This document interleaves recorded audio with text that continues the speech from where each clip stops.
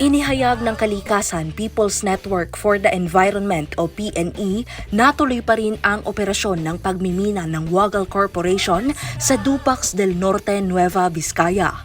Sa kabila ito ng suspension order na inilabas ng Mines and Geosciences Bureau o MGB.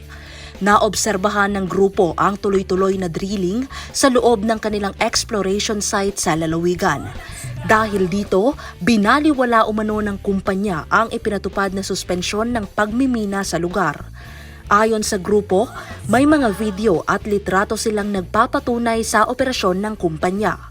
Sinabi rin nila na walang nakapaskil na official notice tungkol sa nasabing suspension order. Bukod dito, wala rin umanong malinaw na impormasyong nakarating sa mga residente tungkol sa kautosang ito. Matatandaang sinuspinde ng MGB ang exploration activities noong nakaraang February 5, 2026. Ginamit na basihan dito ang force majeure sa ilalim ng Philippine Mining Act. Gayunpaman, kinwestiyon ng Kalikasan PNE ang implementasyon ng kautosang ito sa lalawigan.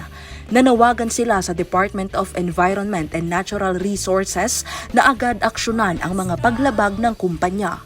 Iginiit ng grupo na lehitimong aksyon ang mga barikada at pagprotesta ng mga tao.